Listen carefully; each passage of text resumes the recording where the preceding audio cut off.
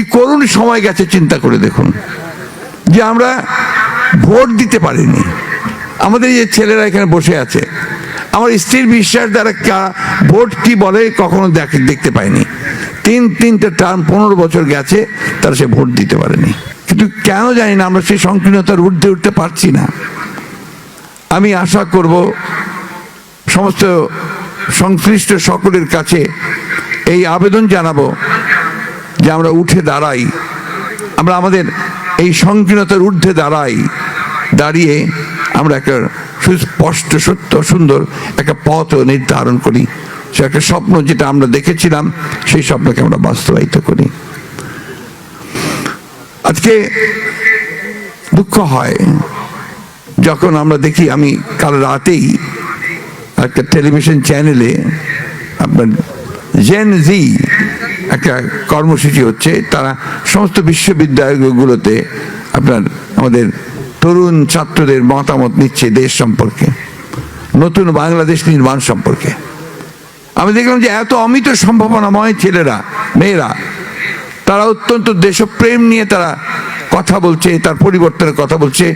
অনেকে আমাকে অভিভূত করেছে যে তারা সত্যিকার অর্থেই একটা বাংলাদেশ নির্মাণ করবার একটা পথও তারা দেখাতে পারে। এই জায়গাগুলো আমাদেরকে ধরতে হবে। শুধু নেগেটিভ চিন্তা করলে হবে না, নেতিবাচক চিন্তা করলে হবে না। আমাদের পরস্পরকে সহনশীলতার মধ্যে দিয়ে আনতে হবে, সম্মান করতে হবে। আমি যে রাজনৈতিক চিন্তাই করি না কেন, দেশপ্রেম যদি আমার থাকে, দেশের প্রতি ভালোবাসা যদি আমার থাকে, তার নিশ্চয়ই আমার আজকে যে সুযোগ এসেছে সেই সুযোগের সদ্ব্যবহার যেন আমরা করতে পারি। আমরা গণতন্ত্রের কথা বলি, কিন্তু আমরা গণতন্ত্রকে চর্চা করি না। বাংলাদেশে এই সমস্যাটাই সবচেয়ে বড় সমস্যা হয়েছে। এখানে পর পর গণতন্ত্রকে হত্যা করার চেষ্টা করা হয়েছে, ফলে এখানে ডেমোক্রেটিক ইনস্টিটিউশনগুলো তৈরি হয়নি। গণতান্ত্রিক যে প্রতিষ্ঠান, সেই প্রতিষ্ঠানগুলো তৈরি হয়নি। আমরা রাজনৈতিক দলগুলো পরস্পরের সঙ্গে বিরোধী লিপ্ত হয়েছি, কিন্তু সহনশীলতার মধ্য দিয়ে গণতন্ত্রকে চর্চা করে আমরা যদি সবাই এগিয়ে যেতে পারি, তাহলে কিন্তু আমরা গণতন্ত্রকে লাভ করতে পারবো, আমাদের অধিকারকে অর্জন করতে পারবো। কি করুণ সময় গেছে চিন্তা করে দেখুন, যে আমরা ভোট দিতে পারিনি। আমাদের যে ছেলেরা এখানে বসে আছে, আমার স্ত্রীর বিশ্বাস দ্বারা ভোট কি বলে কখনো দেখতে পাইনি। তিনটা টার্ম 15 বছর গেছে, তারা সে ভোট দিতে পারেনি।